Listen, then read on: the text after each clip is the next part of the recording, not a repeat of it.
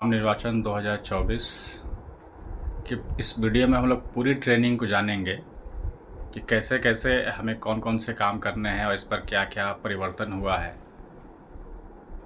तो सबसे पहला काम जो मैं आपको बताता हूँ कि पूरे ट्रेनिंग को आप लोग जो है कि 4 स्टेप में याद रखें। तो पहला ये है कि जहाँ आप ज्वाइन करेंगे जिस सेंटर पे, वहाँ आपको स्टेशनरी के सामान दिए जाएंगे।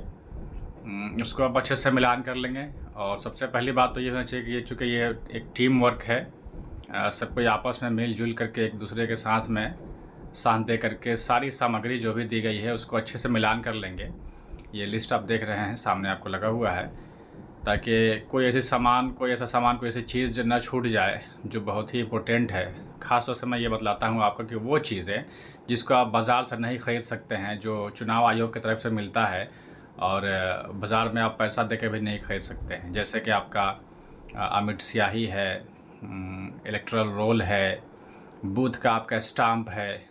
ये सारी इम्पोर्टेंट चीज़ें हैं, इम्पोर्टेंट जो भी हैं, ये इम्पोर्टेंट चीज़ें आप अच्छे से मिलान कर लेंगे और सब कोई अच्छे से मिल करके उसको लिस्ट के अनुसार मिला लेंगे। तो पहला काम आपका ये कंप्लीट हो जाएगा। चेकलिस्ट आपको दिया रहता है, ये चेकलिस्ट आप देख रहे हैं लिस्ट पर है, इसके हिसाब से सब जो है कि आप मिलान कर लेंगे। उसके बाद ये दूसरा काम आपका होगा कि ये आप देख रहे हैं मतदान सामग्री प्राप्त होने पर मतदान के लिए प्रयुक्त अन्य महत्वपूर्ण सामग्री का चेकलिस्ट से मिलान करें, जैसे कि निर्वाचन नामावली की 3 प्रतियाँ, अमिट स्याही, stamp pad, arrow cross mark, मतदाता रजिस्टर एवं अन्य प्रपत्र। तो ये ऐसी चीज़ें हैं जो आपको बाज़ार से नहीं मिल सकती। एक बार अगर आपसे मिस हो गया लेने में तो चाह करके भी आप इसे बाज़ार से नहीं खरीद सकते हैं। इसलिए इन चीज़ों पे अच्छे से ध्यान देना है और इसको अच्छे से मिलान कर लेना है। मैं तो ये भी कहता हूँ कि जो आपका इलेक्टोरल रोल है, मतदाता सूची है, उसको जो है कि पेज मिला लेंगे, क्योंकि कई बार जो है कि बीच से पेज गायब होता है और फिर आप जो है कि परेशान होते हैं P1 काम करते वक्त। तो ये आपका पहला स्टेप कंप्लीट हो जाएगा। दूसरा आपका स्टेप है, इस बार जो है थोड़ा सा चेंज हुआ है, आप लोगों को पता होगा कि इस बार PCCP पेट्रोलिंग कम कलेक्शन पार्टी को हटा दिया गया है। इनका रोल ये होता था कि आपको बूथ पर चले जाने के बाद में इलेक्शन वाले दिन सुबह में आपको पोलिंग पार्टी जो है आपको EVM रिसीव करवाते थे और बैलेट पेपर्स वगैरह और सीलिंग के लिए paper seal, green paper seal, strap seal वगैरह जो भी होता था उस वक्त वो आपको प्राप्त करवाते थे।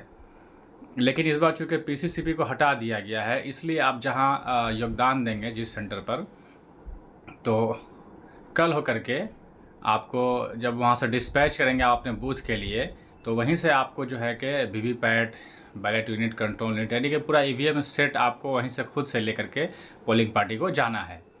तो दूसरा इम्पोर्टेंट काम हमारा यहाँ पे शुरू हो जाता है। पहला हमने कहा कि आपको जो स्टेशनरी के जो भी सामान मिलेंगे वो सब सामान को मिलाना कर लेना अच्छे से। और दूसरा काम है आपका कि EVM को अच्छे से मिलान कर लेना।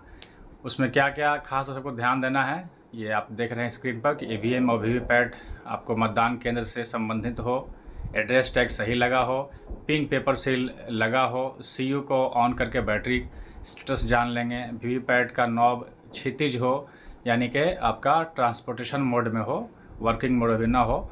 VVPAT को BU और CU से नहीं जोड़ेंगे और BU के थंब व्हील की जांच कर लेंगे।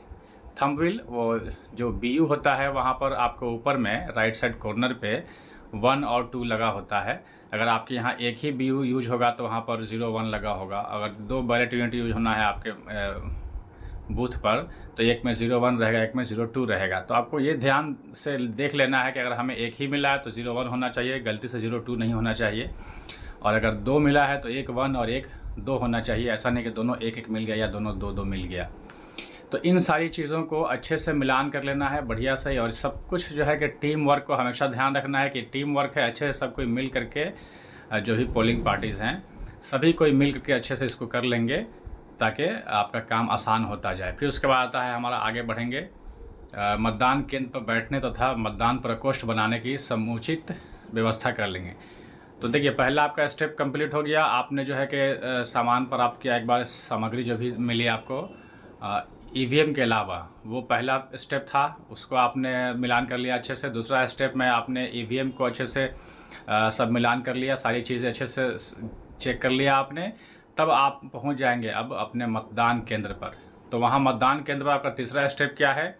तीसरा स्टेप है आपका कि जो आपका मतदान केंद्र बनाने का लेआउट दिया गया है कि कहाँ पर प्रिजाइडिंग बैठेंगे, कहाँ P1, कहाँ P2 और कहाँ P3 होंगे, मशीनें कहाँ रखी जाएंगी, और अगर हमें एक ही रूम जो मिला है उसमें अगर एक ही दरवाज़ा है तो किधर से इन होगा, किधर से एग्ज़िट होगा, और अगर 2 दरवाज़ा है तो इन और एग्ज़िट के लिए अलग अलग कैसे व्यवस्था करेंगे, पोलिंग एजेंट्स के लिए हम कहाँ जगह रखेंगे, ये सारी चीज़ें आपको वहाँ पहुँच करके उसी दिन सेम डे आपको सब कुछ डिसाइड कर लेना है। और जो भी आपको वहाँ पर फर्नीचर्स अवेलेबल होंगे उसी सुविधा में आपको अपना मतदान केंद्र अच्छे से प्लान कर लेना है। बल्कि मैं ये कहूँगा कि अगर प्लान करने के बाद अगर हो सके तो उसको एडजस्ट कर लिए, जहाँ पर जो भी चीज़ें चिपकाने वाली हैं, कागज़ वगैरह P1, P2, 3 के लिए पेपर्स होते हैं, प्रिजाइडिंग के लिए सिटिंग अरेंजमेंट होता है, ये सब जो भी चिपकाने वाली चीज़ें हैं वो सब कुछ रेडी रखिए करके, ताकि आपका काम आसान होता जाए। काम को रोक करके न रखें कि कल कर लेंगे, वरना एक ही बार जो है कि आपका बोझ बन जाएगा। तो ये आपका तीसरा स्टेप कंप्लीट हो गया। अब एक स्टेप और आगे बढ़ते हैं, चौथा आपका स्टेप होगा। जब आप सब कुछ ये कर लिए, करने के बाद में आप आराम करें। रात में सुबह में जो पहले 3 बजे और 4 बजे आपको जागना पड़ता था क्योंकि PCCP के लोग आएंगे और EVM प्राप्त करवाएंगे, वो आप टेंशन आपको नहीं है, वो तो ख़त्म हो चुका है क्योंकि आपने EVM तो ऑलरेडी आप लेकर के आए हुए हैं। इसलिए आपका अगला स्टेप होगा सुबह में अब आपका मॉक पोल। तो ये यहाँ पे आप देख रहे हैं मतदान केंद्र की स्थापना और सुरक्षा के दृष्टिकोण से क्या क्या ज़रूरी चीज़ें हैं, वो आप स्क्रीन पे देख सकते हैं। आप इसको रोक करके अच्छे से पढ़ लीजिएगा, देख लीजिएगा, और स्क्रीनशॉट भी ले सकते हैं। चलिए उसके बाद अगला स्टेप बढ़ते हैं। चौथा स्टेप क्या होगा आपका? चौथा स्टेप है आपका मॉक पोल करेंगे हम लोग सुबह में। मॉक पोल का टाइमिंग आपको पता है कि रियल पोलिंग से 1.5 घंटा पहले 90 मिनट हमें 90 मिनट पहले मॉक पोल कर लेना है, या कि 5:30 बजे हमें मॉक पोल शुरू कर देना है। लेकिन उसमें एक शर्त है कि कम से कम 1 या 2 पोलिंग एजेंट्स आ गए हों। अगर एक भी पोलिंग एजेंट नहीं आए हैं तो आप 15 मिनट तक और इंतज़ार करेंगे, 5:30 के बजाय 5:45 तक आप इंतज़ार करेंगे।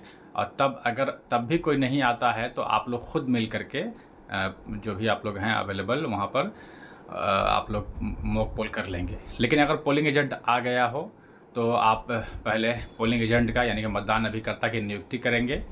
तो नियुक्ति से संबंधित यहाँ पर आप देख रहे हैं कि पोलिंग एजेंट की नियुक्ति कैसे करते हैं। अगर आ गए हैं तो 5:30 से पहले आप ये सब प्रक्रिया पहले करके उसको पीठासीन जो है उसको रेडी कर लेंगे। तो अगर पोलिंग एजेंट्स आ गए हैं तो हमें उसको नियुक्त कर लेना है। पोलिंग एजेंट के बारे में क्या खास बात है, आप देख पा रहे हैं कि हर अभ्यर्थी 1 मतदान अभिकर्ता और 2 रिलीविंग अभिकर्ता नियुक्त कर सकता है। फॉर्म 10 के थ्रू इन लोगों का नियुक्ति किया जाता है। अभ्यर्थी या निर्वाचन अभिकर्ता मतदान समाप्ति से पूर्व कभी भी मतदान अभिकर्ता को हटा सकता है या नियुक्त कर सकता है। योग्यता क्या होगा मतदान अभिकर्ता का? आप यहाँ पे देख पा रहे हैं कि मतदान अभिकर्ता उसी मतदान केंद्र या नज़दीक के मतदान केंद्र का सामान्य निवासी या निर्वाचक होना चाहिए। दूसरा पॉइंट ये भी कर रहा है कि आयोग द्वारा मानक में छूट विधानसभा निर्वाचन क्षेत्र का कोई भी निर्वाचक मतदान अभिकर्ता बन सकता है। देखिए उसका एरिया बढ़ा दिया है कि मतदान अभिकर्ता कौन हो सकते हैं, इसको आप लोग समझ लीजिएगा बढ़िया से। मतदान अभिकर्ता के पास EPIC या अन्य कोई पहचान का दस्तावेज होना आवश्यक है।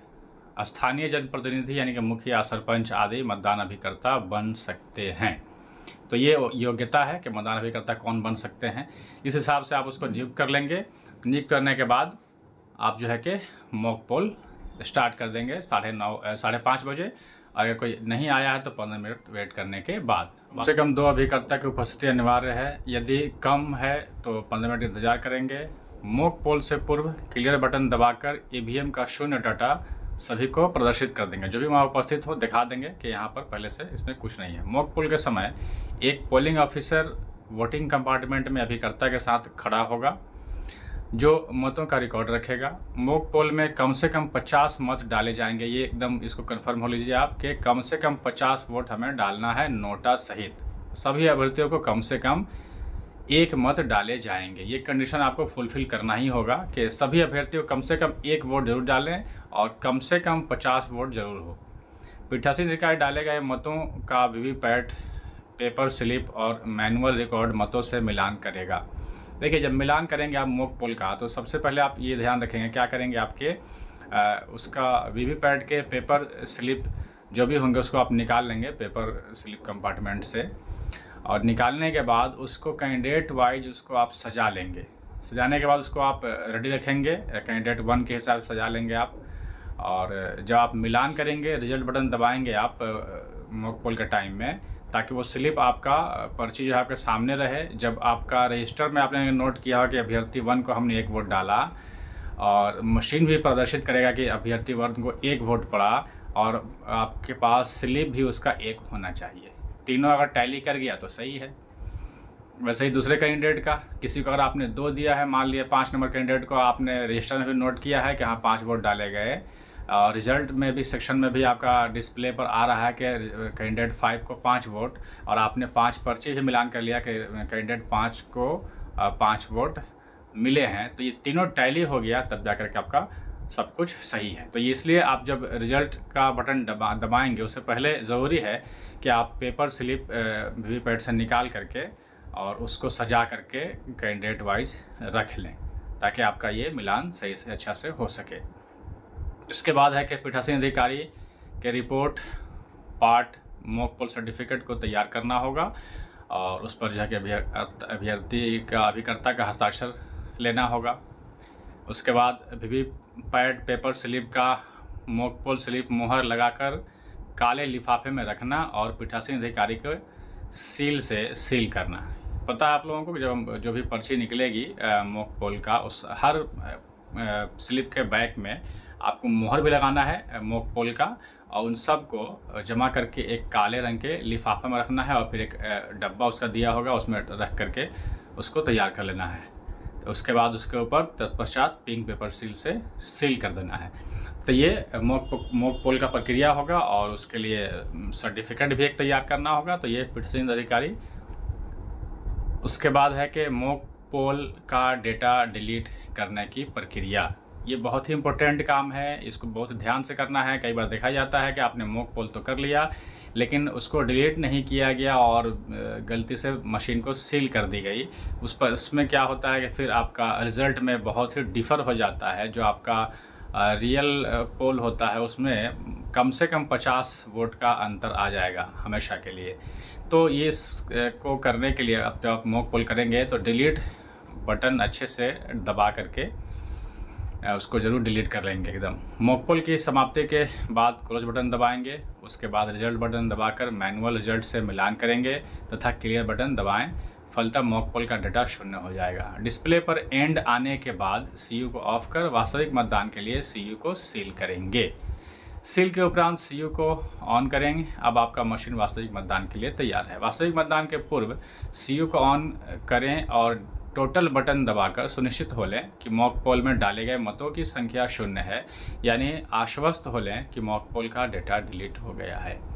ये बहुत ही अच्छे से करना है आपको। जब आप मॉक पोल कर लेंगे तो सीआरसी करेंगे, पहले क्लोज करेंगे आप, फिर उसका रिजल्ट देखेंगे। रिजल्ट देखने के बाद में आप क्लियर कर देंगे ध्यान से, और क्लियर करने के बाद में तब आप मशीन को ऑफ कर देंगे और उसको सीलिंग कर लेंगे। सील करने के बाद आपका 7 बज गया है, 7 से पहले जो है कि मशीन को ऑन नहीं करेंगे, और अगर 7 बज गया है तुरंत ऑन कर देंगे, क्योंकि टाइम आपका नोट करता है मशीन। तो आपका ये चौथा स्टेप कंप्लीट हो गया। पहला स्टेप क्या था आपका? पहला जो आपने योगदान दिया, आपने जो भी सामान मिला स्टेशनरी का उसका अच्छे से मिलान किया, फिर वहीं पर आपको जो है कि ईवीएम सेट मिल गया, उसको आपने अच्छे से मिलान कर लिया। ये दूसरा स्टेप आपका हो गया। और तीसरे स्टेप में आप बूथ पर पहुंच जाते हैं उसी शाम, और वहां पर पहुंच करके आपने लेआउट के हिसाब से मतदान केंद्र, मॉडल मतदान केंद्र जो बताया गया उसके अनुसार आपने सब कुछ तैयार कर लिया। तो ये 3 स्टेप, और चौथा स्टेप आपका हो गया कि आपने मॉक पोल कर लिया। अब एकदम आप रेडी हैं अब रियल पोलिंग के लिए। 7 बजे से आपका पोल स्टार्ट होगा, उसके लिए आपने एकदम सब कुछ काम करके अपने रेडी हैं। अब आपका 5वां स्टेप बाकी है। तो पूरा ट्रेनिंग जो है ये 5 स्टेप है। स्टेप बाय स्टेप आप याद रखेंगे तो बहुत ही आसानी से आप इसको कर सकते हैं। चलिए हम लोग आगे बढ़ते हैं। ये मॉक पोल के बाद की चीज़ें हैं, उस पर हमने आपको पहले ही बता दिया कि उस पर सब पर्ची के पीछे में मुहर लगाएंगे मॉक पोल का, और पिंक पेपर सील से उसको उसमें डब्बे में रख के सील कर देंगे। उस पर जो भी मतदान अभी करता होंगे उसका हस्ताक्षर भी ले लेंगे। वास्तविक मतदान के पूर्व ईवीएम का प्रतिस्थापन। ये वास्तविक मतदान के पूर्व मॉक पोल, उसमें दिया हुआ है कि अगर आप वास्तविक मतदान के पूर्व यानी कि आपका रियल पोलिंग से पहले अगर मशीन में किसी तरह कोई दोष आता है, कोई त्रुटि आती है, तो आप क्या करेंगे? केवल दोषपूर्ण यूनिटों को प्रतिस्थापित करेंगे। इसको आप लोग अच्छे से समझ लीजिए कि मॉक पोल के टाइम में या रियल पोलिंग से पहले कभी भी कोई भी परेशानी आती है तो जो मशीन ख़राब होगी, या सीयू ख़राब है तो सीयू बदला जाएगा, बीयू ख़राब है तो बीयू बदला जाएगा, और अगर वीवीपैट ख़राब है तो वीवीपैट बदला जाएगा। जो ख़राब होगी मशीन सिर्फ़ और सिर्फ वही बदली जाएगी, ये रियल पोलिंग से पहले। नई यूनिट के साथ मॉक पोल जारी रखेंगे। जब आप मॉक पोल के टाइम में आपने मशीन चेंज किया तो आप जो नई मशीन आएगी आपको फिर से आपको मॉक पोल करना होगा। पीठासीन पदाधिकारी रिपोर्ट पार्ट 1 फॉर्म है और रिपोर्ट पार्ट जो है कि 4 है, उसको तैयार करेंगे और दोषपूर्ण यूनिट को सेक्टर ऑफिसर को लौटाएंगे। तो ये है कि आपका रियल पोलिंग से पहले कोई मशीन ख़राब होती है तो उसको किस तरह से बदलेंगे, क्या बदलेंगे और क्या करेंगे। ये है आपका पीठासीन पदाधिकारी का प्रतिवेदन। ये आपका मॉक पोल सर्टिफिकेट है, मॉक पोल प्रमाण पत्र है, इसको आप भरेंगे। इसमें उसके बाद आता है जब हमारा रियल पोलिंग का टाइम हो गया रेडी सब कुछ 7 बजे से, तो अब हमें जानना पड़ेगा कि P1, P2 और P3 का क्या काम है। तो सबसे पहले जानते हैं हम लोग प्रथम मतदान अधिकारी का क्या दायित्व होगा। देखिए, मतदाता सबसे पहले आपके पास आता है, P1 के पास आता है। P1 के पास में इलेक्टोरल रोल होता है जिसमें जो है कि उनको टिक आउट करना होता है। आप यहाँ देख पा रहे हैं, इसमें आपको पुरुष, महिला और थर्ड जेंडर के लिए इस बार एक नई चीज़ ऐड की गई है जो कि पहले नहीं होता था। आप लोगों को पता था कि अगर पुरुष आता था तो उसके कॉलम को हम लोग सीधे क्रॉस कर देते थे और महिला के क्रम में उसको क्रॉस करने के बाद उसके सीरियल नंबर को हम लोग गोल घेर देते थे। लेकिन थर्ड जेंडर के लिए हम लोगों को कोडिंग नहीं हुआ करता था। हम लोग जो है कि उसको यही कहते थे कि जिस वेशभूषा में आए, अगर पुरुष के वेशभूषा में आया है तो पुरुष वाला मार्किंग करें आप, और महिला के वेशभूषा में आया है तो महिला वाला आप जो है कि मार्किंग करेंगे। लेकिन इस बार जो है कि इस चुनाव में थर्ड जेंडर के लिए कोडिंग दे दिया गया है। कहा गया है कि उसके सीरियल नंबर के पास में आप तारांकन करेंगे, यानी कि स्टार मार्क्स बना देंगे। तो बहुत ही अब क्लियर हो गया है। पुरुष के लिए कुछ सिर्फ क्रॉस करना है, नंबर पे कुछ नहीं करना है। महिला के लिए क्रॉस करने के बाद उसके सीरियल नंबर को राउंड कर देना है, और थर्ड जेंडर अगर है तो उसके क्रॉस करने के बाद उसके सीरियल नंबर के पास में स्टार बना देना है। तो ये आपका P1 का काम है। P1 का ये भी काम होता है कि हर 2 घंटे पर उनसे जो है कि कितने वोट हुए वो उनसे पूछा जाता है, कितने पुरुष कितना महिला, इसका उनको हिसाब किताब रखना होता है, जिसके लिए वो पहले से एक नंबरिंग करके रखेंगे। उनको EDC, postal ballot, proxy voters की सब सूची संलग्न रहती है उसमें मतदाता सूची में, जिसके हिसाब से उनको जो है कि सबको पास आउट करना होता है। जो जिस तरह के वोटर आएंगे उससे उसको मिलान करना है, उसको पास आउट करना होता है। मतदान अभिकर्ता से मिलान कर सहमति के उपरांत ही मतदाता को आगे जाने देंगे। P1 का काम होता है कि जब कोई भी मतदाता आया तो उसको सबसे पहले आप तो जो आपको 16 तरह के वैकल्पिक दस्तावेज दिए गए हैं, ये आपका 16 तरह के वैकल्पिक दस्तावेज हैं, इसको आप देख लेंगे। इसमें से कोई एक उसके पास जो है कि डॉक्यूमेंट होना चाहिए, तब आप उसको वोट डालने के लिए अलाउ करेंगे। तो जैसे ही आपने जो देख लिया कि उसके पास वैलिड डॉक्यूमेंट है, आप उसके नाम को, सीरियल नंबर को जोर से पुकारेंगे ताकि पोलिंग एजेंट भी सुन ले और वो भी अपना टिक आउट करेगा। और जब कहता है कि ठीक है सर, तब आप उसको पास आउट करेंगे और वो जाएगा P2 के पास में। लेकिन जैसे अगर हो जाता है कि नहीं सर ठीक नहीं है, तो फिर तो दूसरी बात आ जाएगी, वो उसको हम लोग आगे जानेंगे। तो ये P1 का काम था। P1 के पास में ये सारी लिस्ट है, ये डिटेल्स है। ASD मतदाता का लिस्ट होगा उसके पास, ओवरसीज़ के बारे में है। तो क्या क्या है वो भी आप जान लीजिए। ASD का लिस्ट जो है कि आपका एब्सेंट, शिफ्टेड और डेड होता है। इसमें से कोई अगर मतदाता आता है वोट डालने के लिए तो इसकी सूची वहाँ आपके उसमें लगी होगी, उससे आप मिलान कर लेंगे और तब उसको अलाउ करेंगे। और ओवरसीज़ कोई मतदाता आता है जो कि बाहर रहता है और यहाँ वोट डालने के लिए आया है, यहाँ उसका नाम है वोटर लिस्ट में, उसके लिए ज़रूरी है कि उसके लिए पहचान पत्र जो होगा वो मूल पासपोर्ट ही होगा, दूसरा कोई डॉक्यूमेंट नहीं होगा। अगर ओरिजिनल पासपोर्ट आपको दिखाता है तब आप उसको अलाउ करेंगे। और ये बगल में तीसरा अनुपस्थित मतदाता है, AVSC और AVCO AVPD, ये सब जो है कि 12D से अपना मतदान करेंगे। ये सब जो है कि यहाँ बूथ पर आपको अवेलेबल नहीं मिलेंगे। ये टोटल जो है कि 100 तरह के जो आपका वैलिड डॉक्यूमेंट्स हैं जिसको मतदाता लेके आ सकता है, उसका लिस्ट है। चलिए अब हम जानते हैं P2 का क्या काम है। तो P2 के पास में मतदाता रजिस्टर होता है जिसको 17A कहते हैं हम लोग। उसमें कई कॉलम्स बने होते हैं, उसमें उसका एंट्री करना होता है। ये देख पा रहे हैं आप, पहले का हमने जो है कि इसमें आपको लगाया है, इसमें 4-5 कॉलम है। पहले आपका क्रम संख्या होता है जो कि ऑलरेडी प्रिंटेड होता है, 1 2 3 4 5। दूसरे में निर्वाचक नामावली में निर्वाचक का क्रम संख्या, यानी कि वोटर लिस्ट में वो जो वोटर आया है उसका सीरियल नंबर कितना पे नाम है वो यहाँ एंट्री करना होता है। और तीसरे में एक निर्वाचक द्वारा अपनी पहचान के सबूत में प्रस्तुत दस्तावेज का ब्यौरा, मतलब वो वोट डालने के लिए कौन सा डॉक्यूमेंट लेकर के आया है उसको यहाँ पर लिखना है। इस बार पहले जो होता था कोडिंग हम लोग 1 और 2 करते थे, EPIC लेकर के आया तो 1 और अदर देन EPIC कुछ भी लेकर के आया तो हम लोग कोड करते थे 2। इस बार ECI का एकदम सख्त गाइडलाइन है कि जो डॉक्यूमेंट ले करके आया है उसको शॉर्ट में वहाँ पर लिखना है, उसका आखिर का 4 डिजिट भी लिखना है। जैसे मान लीजिए कि अगर EPIC लेकर के आया है तो आप लिखिएगा EPIC, और EPIC लिखने के बाद में उसके EPIC का 4 आखिरी का डिजिट भी लिखेंगे। अगर पैन कार्ड लेके आया है तो आप लिखेंगे पैन और आखिरी के 4 डिजिट भी लिखेंगे। आधार लेके आया तो आप लिखेंगे आधार और आखिरी के 4 डिजिट भी लिखेंगे। इस बार ये सख्त निर्देश है कि जो डॉक्यूमेंट लेकर के आया है उसको वही चीज़ वहाँ लिखना है, कोडिंग 1 या 2 नहीं करना है। उसके बाद है निर्वाचक के बगल में 4 नंबर घर में आप उससे अंगूठे का निशान लेंगे या हस्ताक्षर करवाएंगे।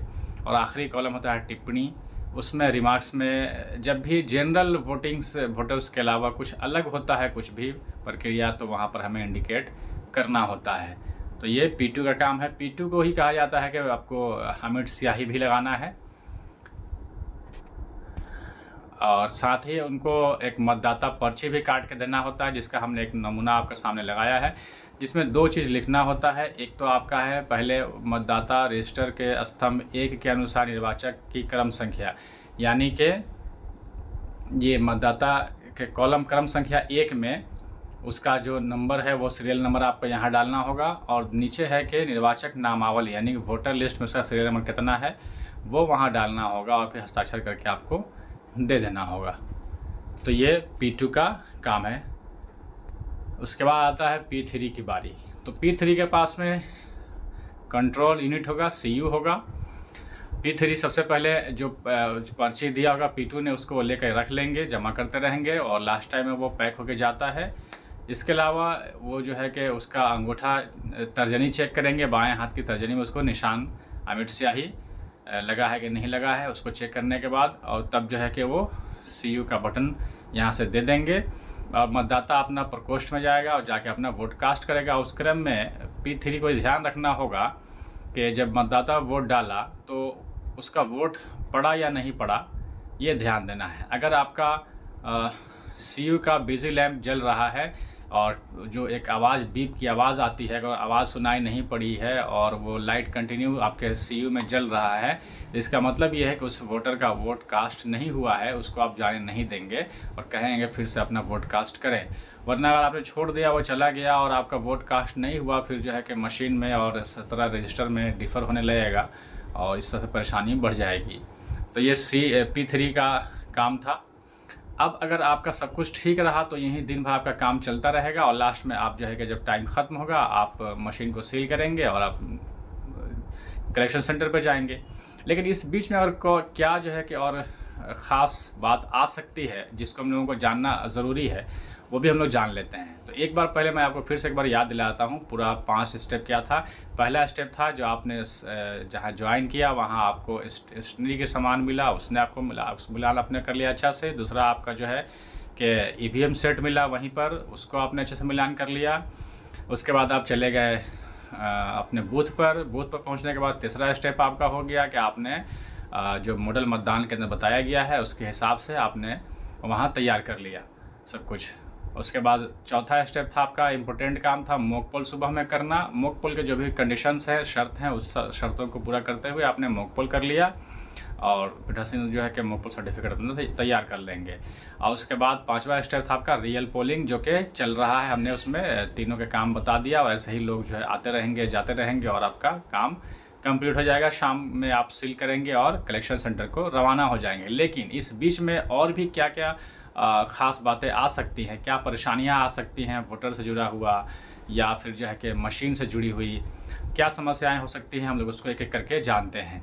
तो देखिए, पहला हमने यहाँ पर रखा है चैलेंज मत। चैलेंज्ड वोट क्या होता है, आप लोगों को पहले पता होना चाहिए कि पूरे पोलिंग प्रोसेस में एक ही आदमी है जो वोटर को चैलेंज कर सकता है, दूसरा कोई नहीं कर सकता। वो होता है आपका पोलिंग एजेंट। जब P1 नाम पुकारता है, सीरियल नंबर पुकारता है किसी वोटर का और पोलिंग एजेंट कहता है कि ठीक है सर, तब तो ठीक है। लेकिन जैसे ही नाम और सीरियल नंबर पुकारते हैं, वो भी वोटर लिस्ट में मिलान करता है। मिलान करने का कहता है नहीं सर, ये आदमी वो नहीं है, ये कोई और आया है वोट डालने के लिए। अगर ये वो बात कहता है तो ये हो गया चैलेंज मत। तो चैलेंज जैसे ही ये होगा तो फिर जो है कि वहाँ पीठासीन का काम बढ़ जाएगा, उसको अलग कर देंगे लाइन से और बाकी जनरल प्रोसेस से वोट चलता रहेगा। उस आदमी को भेज देंगे पीठासीन के पास। और उसके पहले पोलिंग एजेंट जो है कि अगर वो कहता है अपनी बात पे अड़ा हुआ है तो वो 2 रुपया की रसीद कटवाएगा। पीठासीन अधिकारी के पास में रसीद रखी हुई है तो 2 रुपये की रसीद कटवाएगा, जिसकी वजह से चैलेंज एक्सेप्ट हो जाएगा। अब उसकी छानबीन होगी, लोकल बॉडीज़ जो भी हैं उससे मदद ली जाएगी और 2 ही कंडीशन होगा, या तो पोलिंग एजेंट सही होगा या गलत होगा। अगर पोलिंग एजेंट सही है तो उसकी 2 रुपये लौटा दी जाएगी और ये आदमी पुलिस के हवाले हो जाएगा। और अगर पोलिंग एजेंट गलत है, ये आदमी सही है, उसको पहचानने में मिस्टेक हो गया था, तो पोलिंग एजेंट के 2 रुपये जब्त हो जाएंगे, वो रखे जाएंगे, इन्वेलप में भर के जाएगा और इस आदमी को वोट डालने के लिए अलाउ किया जाएगा। और ये अपना वोट जो है कि लाइन में लग करके फिर से जो है कि EVM में ही वोट डालेगा। चैलेंज मत हमेशा एक ही आदमी चैलेंज कर सकता है, मतदान अभी करता पोलिंग एजेंट, और पोलिंग एजेंट चैलेंज मत भी हमेशा EVM में ही पड़ता है, बैलेट से नहीं पड़ता है, ये ध्यान रखना है। आगे बढ़ते हैं। निवेदित मत एक होता है आपका, जिसको टेंडर वोट कहते हैं। टेंडर वोट को याद रखना है, टेंडर वोट कभी भी EVM में नहीं पड़ता है, यह हमेशा और हमेशा बैलेट पेपर के थ्रू ही पड़ता है। निवेदित मत क्या होता है, मान लिया कोई वोटर आया, जब P1 के पास पहुंचा, उसने अपना डॉक्यूमेंट दिखाया और सीरियल नंबर पे जब उसने देखा P1 ने, तो देखा कि इसका पहले से क्रॉस हो रहा है, कटा हुआ है, यानी कि इसका वोट तो पड़ गया है। फिर P1 जो है इसकी उंगली चेक करता है, देखता है कि इसको इंक भी नहीं लगा हुआ है और वो आदमी कहता है कि नहीं, मैंने तो वोट डाला ही नहीं है। तो ये हो जाता है आपका निवेदित मत, यानी कि टेंडर्ड वोट, यानी कि उसके बदले में कोई वोट डाल के चला गया। अब हो सकता है कि वो मिस्टेक कहाँ से हुआ, कौन डाल के चला गया और कैसे क्रॉस हो गया, मानवीय भूल भी हो सकता है, इंसानी गलती कहीं भी मुमकिन है। हो सकता है कि उसका पेन जो है कि P1 से कहीं मिस हो गया हो, किसी और का काटना हो, इसका कट गया होगा सीरियल नंबर, मार्किंग इस पर हो गया होगा, लेकिन कहाँ से क्या मिस्टेक हो गया उसको आप तो नहीं पकड़ सकते हैं। हाँ, लेकिन ये है कि इसको अब ये एक अलग मुद्दा हो गया, इसको हटा दीजिए लाइन से, जनरल वोटिंग चलने दीजिए। अब ये छानबीन का मुद्दा है, इसको प्रिजाइडिंग साहब फिर जो है इसकी छानबीन करेंगे और छानबीन करने के बाद में अगर सही में ये आदमी वोट नहीं डाला है, पता चलता है हर तरह छानबीन करने के बाद, तो इस आदमी को वोट डालने के लिए अनुमति दी जाएगी। लेकिन इस आदमी का एंट्री करने के बाद इसके 17A रजिस्टर में लास्ट वाले कॉलम में टिप्पणी वाले में लिखाएगा टेंडर्ड वोट, और इसके लिए आपको बैलेट पेपर मिला होगा, तो बैलेट पेपर इसको इशू किया जाएगा और इसको स्टाम्प पैड दिया जाएगा, एरो क्रॉस मार्क दिया जाएगा, सब कुछ देने के बाद में इसको भेज दिया जाएगा, वोटिंग कंपार्टमेंट में जाएगा और जा करके अपने बैलेट पेपर पे अपने मनपसंद कैंडिडेट के ऊपर वो क्रॉस करेगा और वोट करेगा। वोट करने के बाद में एनवेलप में भर करके ला करके वो देगा और वो उसको पीठासीन के पास जमा करेगा, वो लास्ट टाइम में एक एनवेलप में भर करके जाएगा। तो ये होता है आपका निवेदित मत। इसी तरह में आपका एक EDC भी है, इलेक्शन ड्यूटी सर्टिफिकेट भी होता है। ये ऐसा होता है कि कुछ ऐसे अभी मतदाता होते हैं वो जो पहले से अपना पास बनवाए होते हैं कि सर मैं फ़लाँ जगह मेरी ड्यूटी है, उस दिन मैं जो है फ़लाँ जगह रहूँगा, जबकि मेरा नाम किसी और बूथ पर है, लेकिन मैं जहाँ ड्यूटी पर रहूँगा मैं चाह रहा हूँ वहीं मैं अपना वोट कर लूँ। तो उनको परमिशन मिला होता है और इसकी लिस्ट भी वोटर लिस्ट में लगा होता है। तो अगर ऐसा कोई वहाँ पर काम करने वाले कर्मी होंगे और आपसे कह रहे होंगे कि हमें यहाँ पर पीठासीन से कह रहे हैं कि हमें यहाँ पर ईडीसी मेरे पास है और हमें यहाँ वोट डालने दीजिए, तो आप उसको अलाउ करेंगे। ये ईडीसी हो गया। एक होता है आपका प्रॉक्सी वोटर, किसी के बदले में वोट करना। वो ऐसा आदमी हो सकता है जो कोई जो है कि सीमा पर सरहद पे कोई आदमी काम कर रहा है और उस दिन उसको छुट्टी नहीं मिली है, वो वहाँ अपना वोट डालने नहीं आ सकता है, तो उसने भी पहले ही जो है कि चुनाव आयोग से वो बनाया हुआ है अपना प्रोसेस से परमिशन ली हुई है कि मैं उस दिन जो है कि मेरे बदले में फ़लाँ आदमी जाएंगे मेरा वोट कास्ट करने के लिए, के साथ में उनका लगा होगा, इसकी भी लिस्ट होगी। तो आप जो है कि उसको देख करके और वहाँ क्लियर होगा कि हमारे बदले में कौन वोट डालने जाएंगे, तो वो अपना सबूत दिखाएगा और कागज़ दिखाएगा, तो आप उसको अलाउ करेंगे। ये प्रॉक्सी वोटर होगा। और प्रॉक्सी वोटर के लिए एक शर्त है कि पहले वो अपना वोट डाल लिया हो।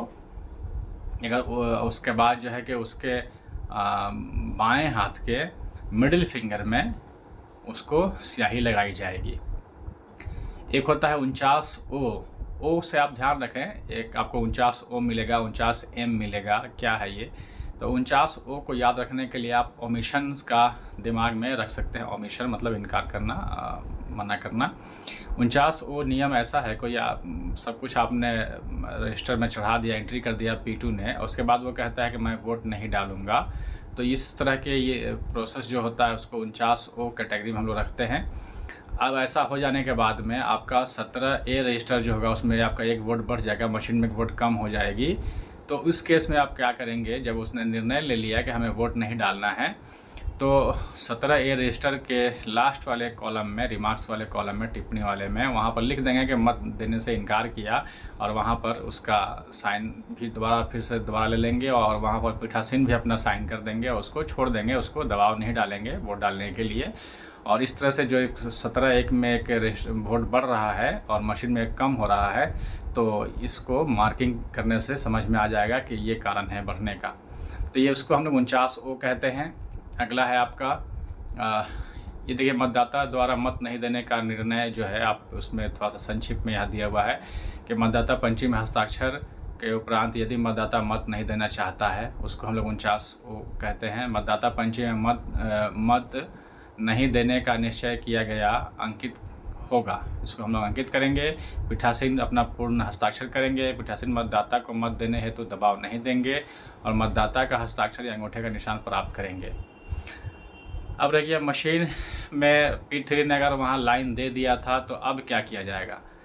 तो P3 द्वारा यदि CU का बैलेट बटन दबा दिया गया है तो अगले मतदाता को अनुज्ञात किया जाएगा। उससे कोई फ़र्क नहीं है, लाइन दिया हुआ है तो कोई बात नहीं, वो आदमी चला गया तो चला गया, अगले वोटर को हम छोड़ देंगे, डायरेक्ट मशीन ऑन है, जाके अपना वोट कास्ट कर लेगा।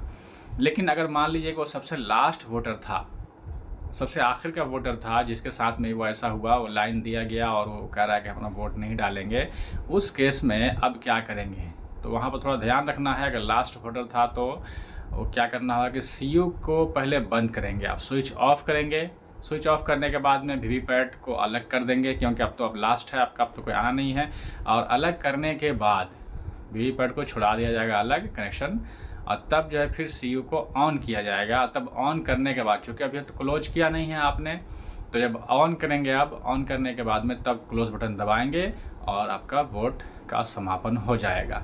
लेकिन अगर ये सबसे लास्ट वोटर के लिए अगर बीच में ऐसा कुछ होता है तो ऐसा कुछ नहीं करना है, अगले वोटर को पास कर देना है, वो अपने जाके वोट कास्ट करेगा। एक 49 एम है। एम को आप कैसे याद रख सकते हैं, मोलेस्टेशन याद रखिए, छेड़छाड़, मोलेस्टेशन 49 एम। कोई ऐसा वोटर जिसको आपने सब कुछ एंट्री करने के बाद छोड़ दिया और गया अंदर में, और जाने के बाद में अब वो अपना वोट कास्ट नहीं कर रहा है, मशीन से छेड़छाड़ कर रहा है, कुछ भी कर रहा है, जिसकी वजह से आपका प्रोसेस जो है कि डिस्टर्ब हो रहा है, तो इसको कहते हैं 49 एम। वहाँ पर अधिकार है पीठासीन को वो पुलिस की मदद लेंगे और उसको बाहर निकाल देंगे। तो फिर क्या हुआ, 17A रजिस्टर में एक आपका वोट बढ़ जाएगा और मशीन में एक वोट कम पड़ जाएगा। तो इसको बराबर करने के लिए क्या करेंगे, हमने पहले ही कहा था कि कुछ भी जनरल वोटिंग से अलग कुछ भी होता है तो आप उसको कॉलम में 17A रजिस्टर के टिप्पणी वाले कॉलम में इंडिकेट करेंगे। वहाँ लिख दिया जाएगा कि मत देने से मना किया गया और वहाँ पर ये दर्शाने से क्लियर हो जाएगा कि हमें एक वोट ज़्यादा हो रहा है। उसके बाद आता है आपका 49 MA टेस्टेड वोट। ये क्या है? अगर कोई वोटर वोट कास्ट करता है, वोट कास्ट करने के बाद में कहता है कि हमने फ़लाँ को वोट डाला और पर्ची किसी और का गिरा, तो अगर कुछ ऐसा आरोप लगाता है और वो कहता है कि मशीन की जांच होनी चाहिए, जैसे ही इस तरह की बात आती है तो पीठासीन सबसे पहले पोलिंग प्रोसेस को रोक देंगे और उस आदमी को समझाएंगे बुझाएंगे कि ऐसी कोई बात नहीं है, हर तरह से मशीन चेक होकर के आती है, सुबह से वोटिंग चल रहा है, ऐसा कुछ नहीं है। अगर मान जाता है, चला जाता है, मतलब सेटिस्फाई हो जाता है तो कोई दिक्कत नहीं है। लेकिन अगर वो अड़ जाता है कि नहीं ऐसा है, मेरे साथ ऐसा हुआ है और मशीन को टेस्ट किया जाए, तो उस कंडीशन में एक फॉर्म होता है जिसको ये इस तरह का एक फॉर्म होता है, ये पहले का हमने सब लगाया आपको, जिसमें क्लियर ये लिखा होता है कि वो आदमी इस पर साइन करेगा कि अगर मैं गलत हुआ तो मुझे 1000 रुपये का जुर्माना हो सकता है या 6 महीने का जेल हो सकता है या दोनों ही हो सकता है। तो अगर वो राज़ी होता है, इस पर साइन करता है, फॉर्म फिलअप करता है, तो अगर सब कुछ करता है तब जाएगा फिर अब मशीन की टेस्ट की जाएगी। तो उस आदमी का पहले एंट्री हुआ था और एंट्री होने के बाद में उसने वोट डालने गया, वोट तो डाल दिया था, उसके बाद ये प्रोसेस हुआ। अब जो है फिर से उस आदमी की दोबारा एंट्री की जाएगी। अगर टेस्ट वोट हो रहा है तो 17A रजिस्टर में P2 उसका फिर से टोटल एंट्री करेगा और करने के बाद में टिप्पणी वाले कॉलम में लिखेगा टेस्ट वोट। अब वो जो है कि उसके साथ में प्रिजाइडिंग भी जाएंगे, वहाँ सबके सामने में वो अपना वोट डालेगा और डालने के बाद में किसको वोट डाल रहा है वो भी नोट किया जाएगा। टेस्ट वोट के दौरान किस कैंडिडेट को वो वोट डाल रहा है, एक दिया या ज़्यादा दिया, तो जिस कैंडिडेट को वोट डाल रहा है, कितना वोट डाल रहा है, उसको नोट कर लेंगे प्रिजाइडिंग, क्योंकि उनको 17C फॉर्म में इन सब चीज़ों को भरना होगा और तब जा कर के ये टेस्ट वोट होगा। अगर वो आदमी सही में गलत पाया जाता है, मशीन ने अपना सब कुछ सही प्रदर्शित किया, तो वो आदमी जो है कि फ्रॉड में वो उसको पुलिस के हवाले कर दिया जाएगा और पोलिंग चलेगा। लेकिन अगर वो आदमी सही, बिल्कुल सही निकला, मशीन गड़बड़ थी, तो बस वहाँ पे आपको पोलिंग को रोक देना है और आगे ऊपर के अधिकारी को सूचना देना है इसके बारे में, और जैसा ऊपर से निर्देश होगा फिर वैसा आपको काम करना है। तो इसको हम लोग कहते हैं टेस्ट वोट। तो ये सब चीज़ें थी, खास बातें थी जो क्या क्या आपको स्पेशल केसेस आ सकते हैं जिसकी परेशानी आपको हो सकता है, आपको इसकी जानकारी रखना चाहिए, कैसे उसको हम लोग दूर करेंगे। अब आइए मशीन के बारे में जानते हैं, मशीन के बारे में क्या क्या परेशानी आ सकती है और इसमें क्या क्या उसमें करना होगा। तो यहाँ पर है कि वास्तविक मतदान के पूर्व या दौरान EVM या वीवीपैट का प्रतिस्थापन, यानी अगर आपको वास्तविक मतदान के बीच में या पहले कैसी क्या कंडीशन आती है तो क्या आपको क्या करना पड़ेगा। तो यहाँ पर आप देख रहे हैं कि लिखा हुआ है वास्तविक मतदान के दौरान, यानी कि आपका पोलिंग चल रहा था, उस बीच में ऐसा कुछ हुआ तो क्या करना है। जैसे दिया हुआ है कि BU दोषपूर्ण हो गया या CU त्रुटिपूर्ण। तो रियल पोलिंग के दौरान आपको ध्यान रखिए, रियल पोलिंग के दौरान अगर BU ख़राब हो जाए या CU ख़राब हो जाए तो पूरा तीनों सेट ही बदला जाएगा। BU CU वीवीपैट तीनों ही चीज़ें बदलनी पड़ेंगी। कब? रियल पोलिंग के दौरान। और आपको बताया था हमने उस वक्त शुरू में कि अगर रियल पोलिंग से पहले मॉक पोल के टाइम में जो मशीन ख़राब होगी सिर्फ और सिर्फ उसी को बदला जाएगा, लेकिन रियल पोल के दौरान कोई भी मशीन ख़राब होती है तो पूरा सेट बदला जाएगा और फिर नई मशीन आएगी तो हमें फिर से जो है कि मॉक पोल करना होगा, सबको एक एक वोट डालना होगा। उसी क्रम में अगर बैटरी वगैरह में प्रॉब्लम आता है तो सिर्फ बैटरी चेंज होगा।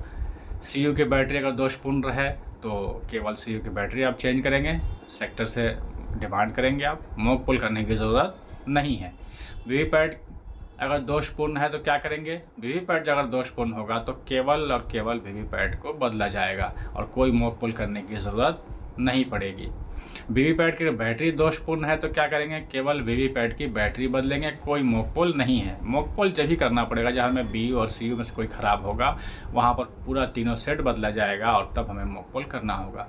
लेकिन CU की बैटरी, वीवीपैट की बैटरी, ये सब सारी चीज़ें अगर चेंज होती हैं तो हमें किसी मॉक पोल करने की ज़रूरत नहीं है। और भी आपको सीयू में अगर कुछ डिस्प्ले पर आता है तो आपको क्या करना है, खुद से आप कर सकते हैं कुछ सॉल्व। जैसे कि अगर आपको दिखा रहा है कि सीयू के डिस्प्ले पर BU1 या वीवीपैट नॉट रिस्पॉन्डिंग या नॉट कनेक्टिंग, रिस्पॉन्डिंग या कनेक्टिंग का प्रॉब्लम अगर आपको देता है, यानी कि आपका कनेक्शन सही से नहीं बना है, आप क्या करेंगे, सीयू को ऑफ़ करेंगे। ऑफ़ करने के बाद में फिर से सारा कनेक्शन को छोड़ा के फिर से एक बार उसको सब कुछ सही से कनेक्शन करेंगे या फिर से ऑन करेंगे तो ये दूर हो जाएगा। अगर दिखाता है कि सीयू के डिस्प्ले पर BU प्रेस एरर या BU का कोई serial number button not okay, इस मशीन में आपको ये भी दिखा सकता है प्रेस एरर भी, और फलां बटन नॉट ओके भी लिख सकता है। उस केस में आप क्या करेंगे कि सीयू को स्विच ऑफ करेंगे और जाकर के BU में जो बटन दिखा रहा होगा, नंबर बता रहा होगा, उसको 2-4 बार आप ठोक ठाक करेंगे, और नहीं तो पूरे BU का नीला बटन को आप ठोक ठाक करके उसको करेंगे, कहीं कुछ फंसा वसा होगा निकल जाएगा। तो प्रेस एरर का मतलब कि वो बटन प्रेस के पोजीशन में है, वो ठीक हो जाएगा। अगर लिखता है आपका इनवैलिड, तो इनवैलिड जब भी लिखेगा आपको सीयू में, तो इसका लगाव हमेशा क्लोज रिजल्ट और क्लियर से, यानी कि CRC से है। और ये कब आएगा, आपको इनवैलिड अगर दिखाना होगा तो जैसे ही आपका पहला वोटर आएगा सुबह 7 बजे और आप जैसे ही दबाएंगे वैलिड बटन, तब आपका ये प्रॉब्लम आ सकता है इनवैलिड। क्यों? क्योंकि आपने इसका मतलब ये हुआ कि आपने मॉक पोल तो किया है, और मॉक पोल करने के बाद आपने क्लोज रिजल्ट और क्लियर का प्रोसेस कंप्लीट नहीं किया और आपने मशीन को सील कर दिया है। तो ये आपको फिर से मशीन को सील तोड़ना होगा और फिर से CRC करना होगा, और तब फिर ये प्रॉब्लम सॉल्व हो जाएगा। अगर आपका CRC में कंप्लीट रहता है तो फिर किसी भी टाइम में इनवैलिड नहीं आएगा। वीवीपैट बैटरी चेंज अगर लिखता है तो आप बैटरी चेंज कर देंगे। CU चेंज बैटरी अगर लिखता है तो आप उसकी बैटरी चेंज कर देंगे। उपरोक्त वर्णित क्रमांक 1 से 5 तक के अलावा किसी भी प्रकार का एरर आता है, अगर ये 5 तरह के आपने यहाँ देख लिया, इसके अलावा कुछ एरर दिखाता है डिस्प्ले में सीयू के, तो आपको उस केस में EVM का बदलना ही पड़ेगा, पूरा सेट ही बदलना पड़ेगा। तो ये पूरा आपका प्रक्रिया था। सिर्फ और सिर्फ अब आपका एक चीज़ रह गया पीठासीन के लिए कि हम लोग बहुत सारे इंपॉर्टेंट पेपर्स हैं, डायरी है, 17C है, आपका PH05 है, विजिट शीट है, इन चीज़ों को कैसे भरेंगे इसके लिए मैं अलग से वीडियो बनाऊंगा। ये आपको पोलिंग पार्टीज़ के लिए किस तरह से पूरा काम जो है कि अगर सही से करेंगे तो हमारा काम हो सकता है, ये ट्रेनिंग आपके उस चीज़ के लिए करामत था। और आखिर में एक बार पीठासीन अधिकारी है तो महत्वपूर्ण निर्देश क्या है जो आपको ध्यान रखना है पीठासीन को, एकदम ध्यान से आपको सबसे आखिर में जब आपका कंप्लीट हो जाए पोल तो सीयू का क्लोज बटन ज़रूर दबाएंगे, वो छूटे नहीं। कई बार ये होता है कि लास्ट टाइम में क्लोज बटन दबाए बिना ही स्विच ऑफ कर दिया गया और सीयू को कैरिंग केस में रख दिया गया, तो ये ध्यान रखना है कि क्लोज बटन ज़रूर दबाना है आखिर में। दूसरा इम्पोर्टेंट काम है कि जहाँ P2 के पास जो रजिस्टर था 17A, वहाँ पर जब कंप्लीट हो गया तो एक लास्ट में जिस पेज पर भी कंप्लीट हो उसमें बाकी पेज पर एक लाइन खींच देंगे सीधा उसी पेज पर जहाँ पर लास्ट जो पेज है, जहाँ पर आपका एंट्री हुआ है लास्ट, और वहाँ लिख देंगे कि मतदाता रजिस्टर की अंतिम प्रविष्ट की क्रम संख्या इतना है। मान लीजिए कि 400, 500 जो भी 401, 402 जो भी रहेगा, 201, 201, तो वहाँ पर वो नंबर लिख देंगे उस 17 रजिस्टर में आखिर में, और वहाँ पर अपने भी साइन कर देंगे और मतदान अभिकर्ता से भी हस्ताक्षर करवा लेंगे। और तीसरा इम्पोर्टेंट काम है कि पीठासीन जो है कि 17C फॉर्म जो होगा मतपत्र लेखा उसको भर करके उसका ही प्रमाणित करके जितने अभिकर्ता होंगे मतदान अभिकर्ता सबको उपलब्ध कराएंगे। तो ये पूरा पोलिंग प्रोसेस एक बार लास्ट में कह करके आपको 5वां स्टेप मैं ख़त्म करता हूँ। पहला स्टेप जहाँ आप ज्वाइन किया आपने, वहाँ पर जो सामग्री मिली उसको आपने मिलान कर लिया। फिर दूसरा स्टेप वहीं पर आपको EVM सेट दिया गया, आपने उसको मिलान कर लिया। तीसरा स्टेप आप चले गए अपने बूथ पर और वहाँ जा कर के मतदान केंद्र को अच्छे से सेटअप कर लिया। चौथा स्टेप आपका मॉक पोल और 5वां स्टेप आपका रियल पोलिंग पूरा प्रोसेस। इस 5 स्टेप में आप जो है कि अगर काम करते हैं ध्यान रखते हुए तो कहीं कोई गलती होने की संभावना नहीं है और काम आसान होगा। उम्मीद भी करता हूं कि आप लोग बहुत ही अच्छे से इस काम को संपन्न कर लेंगे।